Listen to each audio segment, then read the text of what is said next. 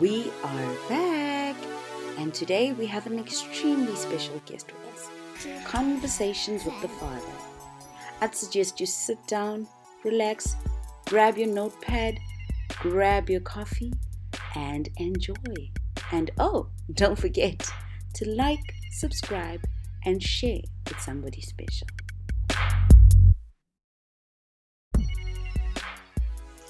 Hello everybody, welcome back to our channel. Today as a build up, we have a very special guest with us. We've got Papa D. Well, we call him Papa D, but he goes by the name of David Roberson. So I'll just hand over to Noxie, who will just do a more expansive introduction. Hi everybody, I'm Noxie. Welcome back to our channel. So great to have you. Like my friend Khomzi has said, we've got Papa D with us today. Papa D is a wonderful man, one of the best men I've ever known. He's my daddy. He is also an entrepreneur, businessman, a mentor, a life coach, so to speak, a very wonderful man of God. So, Papa D, how you doing? Hey, I'm doing well. What about you ladies? Oh, we're doing fine. It's morning here, but afternoon there. I was a little reluctant to speak because Noxie was doing so well with that intro. But is there somebody else in this room other than me?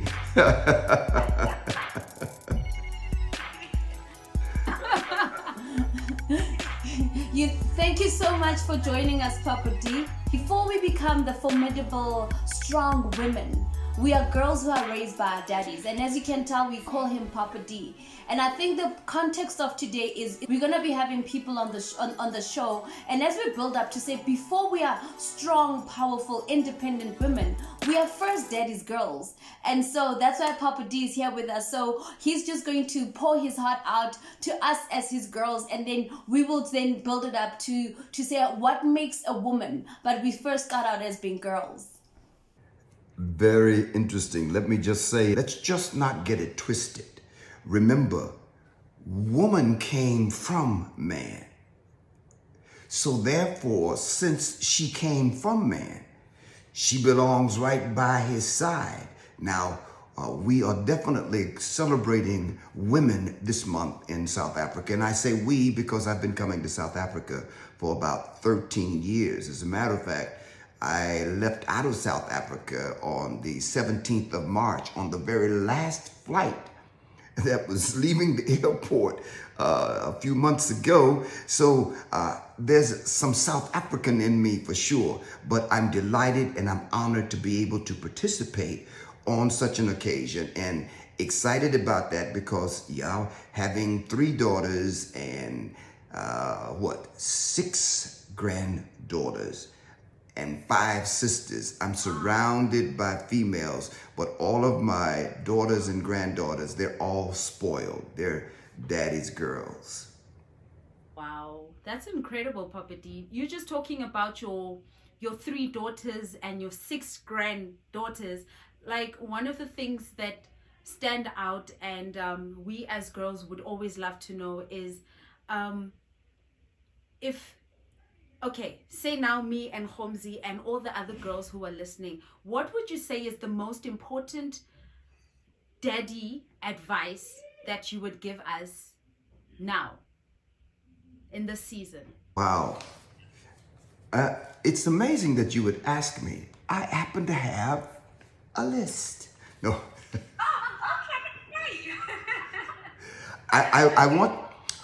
I want to keep it just what you asked me for in this season. However, I jotted down some things that I would just share with my daughters, period.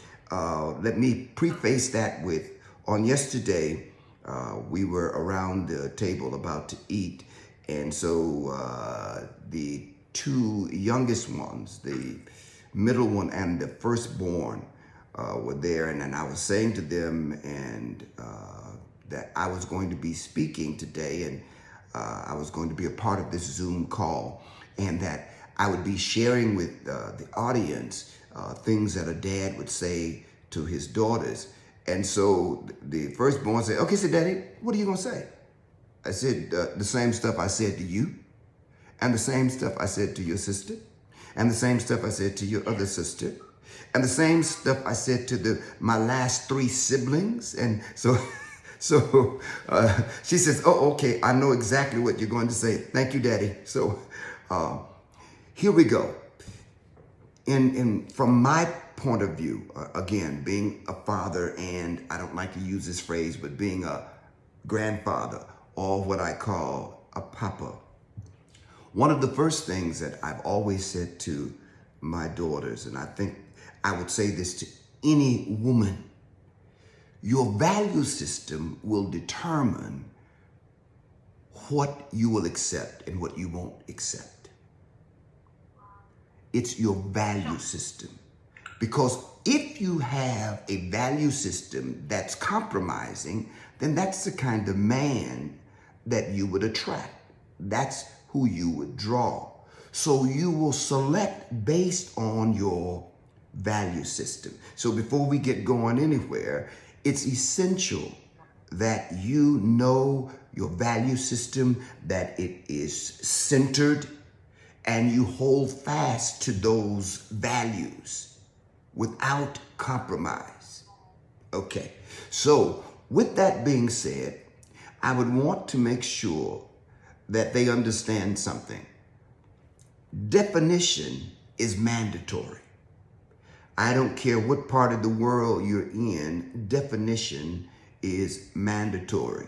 So I'll get into that in just a moment. One of the first things that you're going to want to discuss with him.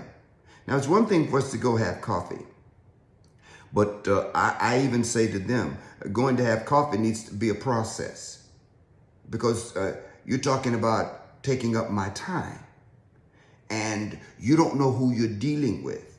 So you're going to be out with that person. You're going to be giving them all of this time and emotion and so on and so forth. You need to know a little something before you get to rolling like that. So you got to discover through his sharing and watching what his value system is.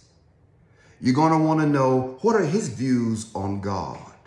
What is his views on family? What are his views on career? What are his views on finance? And just quick sidebar, if it gets serious, you're going to have to pull a credit report. That's just no compromise, because remember, when you marry him, you marry his bills. When you marry him, you marry his family.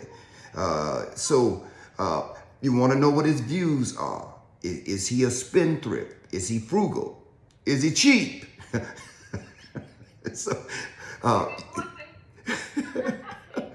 So you want to know what his views are on relationship. You need to be able to exchange.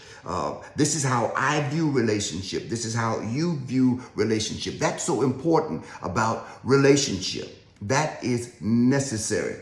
You want to know what his views is about love. I'm just a bit fed up with everybody. All of a sudden, after 2 weeks, I love you. I miss you. You ain't never been with me. How can you miss me? Okay, I'm sorry. Let me not. Yeah. You want to know, what are his views about impediments? You know, there are a lot of people that start, and once an impediment gets there, they quit.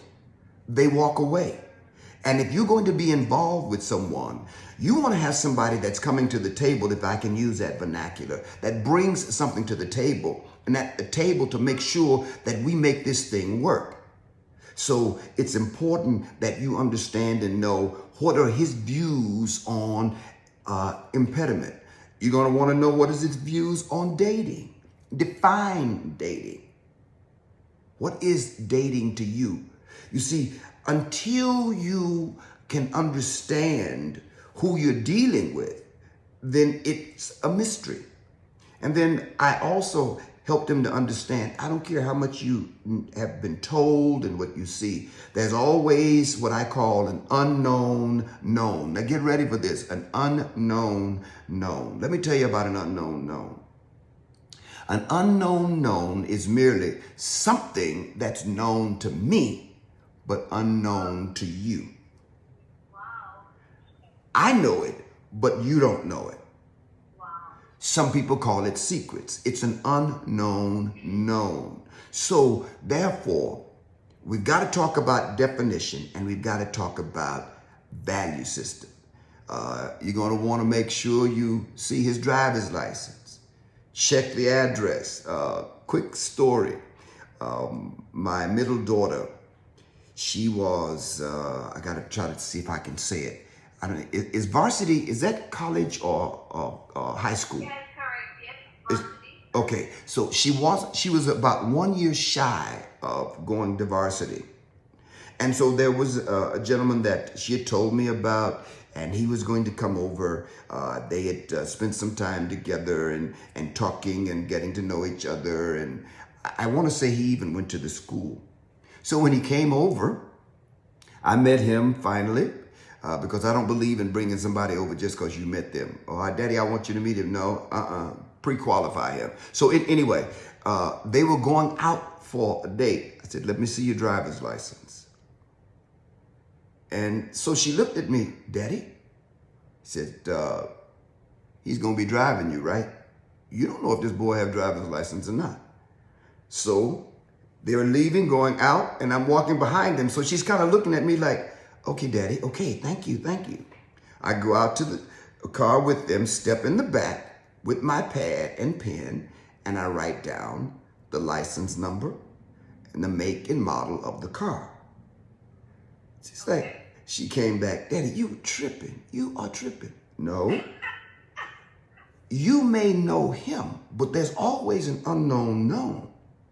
Now, maybe that was a bit extreme. However, in this day and time, you better get all the information you can get before somebody start rolling off with anybody.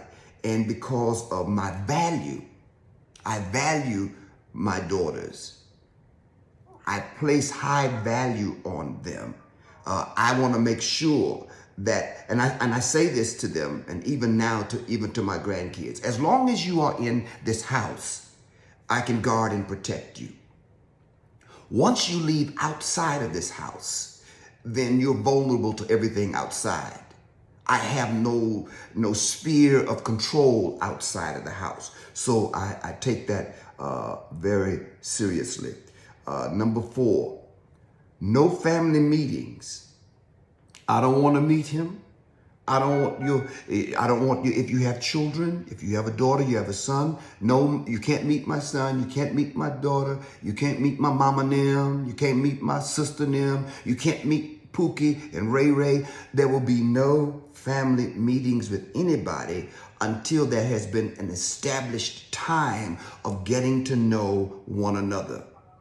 And that doesn't mean that we're always going out on dates, because I'm not going to allow some guy to come pick you up that I don't know, that we haven't discussed, that I have not pre-vetted, period. Let's just get it real. Now, that may not be another man's posture, but that has been my posture. I've got one granddaughter that's 16, one that's 15, and then one soon to be 14. And you can rest assured I'm putting it down that way. They have fathers, but ain't nobody like Papa, because they all call me Papa. So they sometimes they will jump out, Papa, you so strict. Oh, but then I told them, that's why you love me. If you don't like it, walk away. Oh, Papa, I'm not leaving you. Oh, okay, I'm sorry. That's not a part of what you asked me to do. So this is something else. Number 5, you've got to watch his character. Don't become so enamored and so swayed by his charm that you miss little character insinuations. That's very, very important. Number 6, chivalry is a must. It's not something you do because you're with me. It's a must. And I know the cultures are different in Africa than what they are here in America. But you got to remember, as a Black American, I'm a Black African American. I'm an African who was given birth in America with some mixing in the gene pool. but I'm still African, because once you take those layers off, I'm still African. However, culturally and traditionally, it's a bit different. In my house, ever since I've ever been who I am, my mother taught me this. You get the door for your sister. Your sister walks through the door first. You don't walk in front of her. You don't walk ahead of her. You walk beside her. That's your sister. You don't call her a name that was not given to her, unless it's an endearing name. You don't fight. You don't put your hands on her, no matter how angry she has made you. You walk away. You keep your hands to yourself. You give value to that treasure. So, chivalry, when she's going to go and you're going into the restaurant, you get her chair. Chivalry is really all about character. And so there are certain things about character that you do and express. You let her order first. You don't order first. I mean, I don't want to get into table manners and all that kind of good stuff, but I think I've said enough. That would be, in essence, the kind of talk that I would have. And that will be several talks, because we wouldn't be able to do it all in one talk. So, yeah. You know what, Papa D, I actually love all the points that you brought forth, because the thing is, as you're saying, I'm just picturing myself as a little girl to say, what are the things that were instilled that made me the woman that I am today? And as you're speaking, and I'm just thinking of things that are very important that shape and mold us to the women we become. And I mean, we don't just become women in our homes, we become women in business, women in ministry, women in industry, and everything like that. So what I'm getting from you is that once we instill those values, then we grow up to be strong, formidable women. What do you think about that, Noxie? Because I think, with our experiences, we've had our fingers burnt in some instances. And maybe is it because that some things we were not taught? But then what I'm just thinking is that, Noxie, as I'm thinking to say, we've had our fingers burnt, right? But what is it that we could have missed, as Papa D is just speaking? I think one of the points that stood out for me more than any of them was the first point, actually, when Papa D was speaking about the value system and you understanding your value. And I think one of the things that has made me, I'm going to speak about me personally, tolerate certain things was because I didn't entirely understand my own value. So when a brother comes and takes advantage, it's easy for him to do so, all in the name of, I want to be liked, with inverted commas. And so I just wanted to say, Papa D, you said something in your last closing. You said a nice sentence there. You said that you want to get into a few things, but it would take more than just one session. And all I picked up from that is that we're definitely going to have you more on the show. No, not with the two of you. I'm saying with my daughters, with my granddaughters. No. Wait, let me jump in here because you just pricked some thought. Growing up, my daughters, when it was Valentine's Day, they got a card and candy from their daddy. I taught them that you are your own beautiful. You don't need some man to tell you you are beautiful. You are a sweetheart. You're not my sweetheart, but you are a sweetheart. And so they didn't have to look for anything because, they knew Valentine's Day. They were going to get a card, they were going to get candy, and more than likely Dad's going to be eating up some of the chocolate too, that kind of thing. As they got older, we may have gone out to eat for birthdays, special days. And then there were just times where it was nothing special. Hey, let's go get ice cream. Let's go hang out. Let's go to lunch. Let's go chill. Let's go to breakfast. Just out of the clear blue sky. Making sure that I was pouring into them who they are, appreciating their value. When they look beautiful, I made it known. Oh, like that hair. I was real detailed. Now I will say that in the same breath because yeah, I'm one of those kind of complimentary kind of people. And it has nothing to do with anything. It's not tied to anything. It's just my nature. I love people. I love my children. So I'm one to say, man, that's nice. Like that hair color. Won't you try this? I don't know. But if you good with it, I'm good with it. So things that build them up. But just real quickly, I can recall one of my daughters when she got married, maybe about 3 or 4 months into the marriage, there was a problem. All of the things that we went through, talking, intervention, yada, yada, yada, yada, yada, before they ever got to that place, and then they got married. So after a few months, she came to me and said, Dad, I want to talk to you. And so we sat down and talked, and after listening to her, I said to her, you go home and you shut up. I said, Daddy, what do you mean? Stop talking about what your daddy did. Because now you're putting in front of him another man. I know I'm your father, but we're talking about a man now having to compete with the affection, the love, the attention that another man gave you. So it can, if he's not a very secure man, he can become very insecure and it can become ugly. So rather than talk about, well, my daddy did this, my daddy did that, my daddy wouldn't have never, you can't do that kind of comparison. You've got to embrace what daddy did, but understand you're not married to your daddy. You don't marry looking for your daddy. You got a daddy. You're married for a companionship. Now, I also had to sit down with her husband and help him to understand the success that I had took me years to come into. Where we live, it took years. What we drive, the success of the business and yada, yada, yada, yada. That took years, it took time. Yes, I did certain things for my girls, but you're not obligated to do what I did. You remain you. Be true to you. She needs to know you. She's married to you. She needs to love you and be committed to you. Now, sometimes it may come up, this is what daddy did or said, but it's not because she thinks less, and I've already had a talk with her.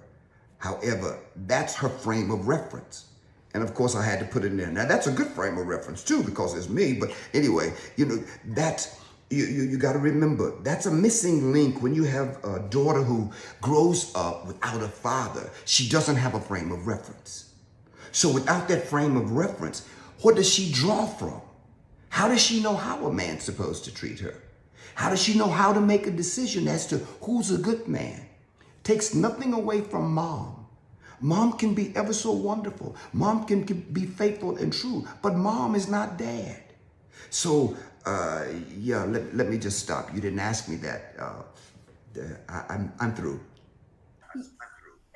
You know, Papa D, as you're talking, I'm tapping into so many things. Now I'm just thinking, okay, one can be an independent, successful woman. And then how do you bring it home? So with all those values that you instilled in your daughters, what are the key things that you see in them that made them the women that they are today? And as you said that your daughter is married, and I would assume that she would have a career of her own. What are the things that you instilled that from just being your baby girl that you would give the Valentine's cards, the baby girl you would affirm? What are the things that you continually deposited in her to make her the woman she is, a strong woman, a woman who stands on her own? And how does she navigate those seeds and how the seeds of business or seeds of career with everything that you have put inside of her? Wow, that was about 5 questions. No, let me see if I can give you one answer that can kind of touch on each one of those. One of the things that I think that is so essential that I do love and cherish is we talk. We talk a lot. We text, but it's very little texting, but we talk. And it took years. Not all three of my daughters embraced me with the way I was immediately. They had to grow into that. They had to grow to appreciate that. Even me growing up, man, my dad, I thought he was the meanest booger bear there was. But as I got older, I had to appreciate the principles that were established. My dad and I, we didn't talk. I was a mama's boy, and my mom is late. She has been in heaven for maybe 25, 27 years. She's been away. But being a mama's boy, she taught me a lot about women, how to manage with them. There's certain times of the month that hormones get off. There's a number of years that she can come to, and it get even worse. So there were a lot of things, intimate things, that my mom would just sit down and talk to me. So I, in turn, talk to my daughters. So to say that they have been perfect would be a lie, and I would not want to come under any kind of assumption or have anyone to think so. Was I the perfect father? No. However, one of the thing that communication does is, if you can keep communication going, it doesn't matter what your age is. So that was number one, communication. Number two was my commitment to God. My commitment to God, my commitment to their mother. They saw me, and what they saw and how they saw me deal with their mother gave them a very clear picture of how things ought to be. I didn't talk out of both sides of my mouth. I didn't say one thing and do something else. So that was something else that was in them. They saw in the both of us endurance, because we're both business people. So they saw that, and those were very essential for maturing. Now, remember the scripture that says, train up a child in the way that they are bent, or the way that they are growing to be. In other words, get to know that child and train up that child based on who that child is, so that they can come up that way, rather than Judy was this way, so Cindy, you need to be this way. Or you're not like Cindy. Cindy does it this way, but Judy does it that way. That kind of thing, doing all the comparison and the comparisons and the judging and so on and so forth. So what has to happen is, it had space to fail, and being able to come in and say, I blew it. But God, communication, being an example of the things that they wanted to see. I think those were three key integers that actually helped them and continues to help them move forward. I hope I hit something that you said.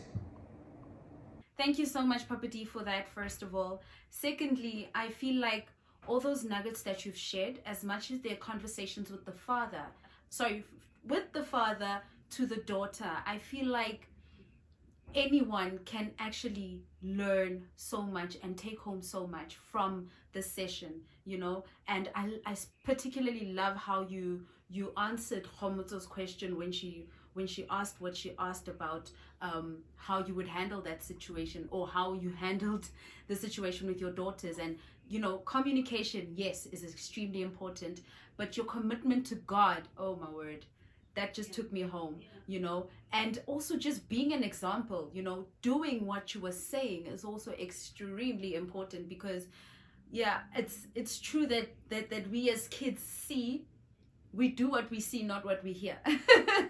So being an example is also extremely important. And then you said something that was very profound. You said, having space to fail. Have a space to fail.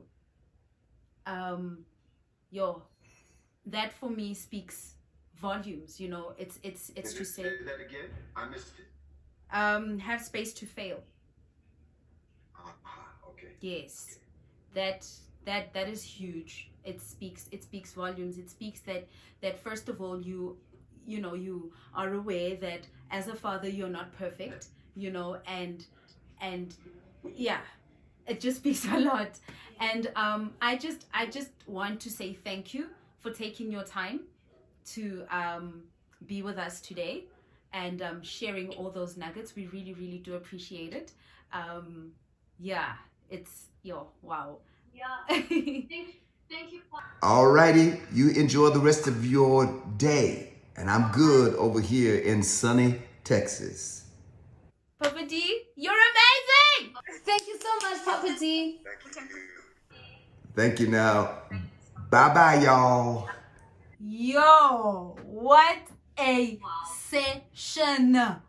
Oh my word. It was like I was sitting at the feet of my dad and he was just pouring out so much wisdom, and some of the lessons is like I would have needed to learn them before I actually did life. True. That's really true. I appreciate the fact that even though it's only now in my late 20s that I'm hearing this, I can still definitely apply most of those things, because I found that there was like one or two things that I was like, hey, but Knox, you can actually up your game here. So yeah, no, it was really fruitful. You know, my friend, especially when he hit it on the values. I mean, it reminded me of a time when, you know, I was trying to negotiate some business, you know, and then people were bringing things that were contrary to what I believed. And, you know, as a woman, you know, you don't have, like, in business boardrooms, you can't call your dad, you know, you can't call your brother for the bullies. You have to stand your ground. And I mean, there was this one meeting, I just said, you know what, ladies and gentlemen, I decide to walk away from this because it doesn't align with what I believe. And I think one of those things, as Papa D was saying, that he was instilling them in his daughters, I think we need them, especially to navigate seas. And then also the one that hit the most, hey, was when he said that to his daughter, he said, do not compare your man to your dad. Because then for me, subconsciously, I do some of those comparisons and I'm thinking, ooh, maybe one should just readjust in terms of you just give people an opportunity, but also stay grounded in your values. You know what I mean? No, I completely agree with you, friend. I really completely agree with you. And also, it's so easy if you lacked a father figure for you to say, I know if I had a father, my father would have done A, B, and C, and D. And that's also another way of comparing your husband or your spouse rather, to a parental figure, you know. And I mean that's so it is just so eye-opening to say, guys, let's be cognizant of the fact that as much as we want father figures in our lives and as much as we need father figures in our lives, it is also important not to disgrace or degrade your counterpart, you know, your significant other, in the name of, but this is what my dad would say, this is what my dad would do.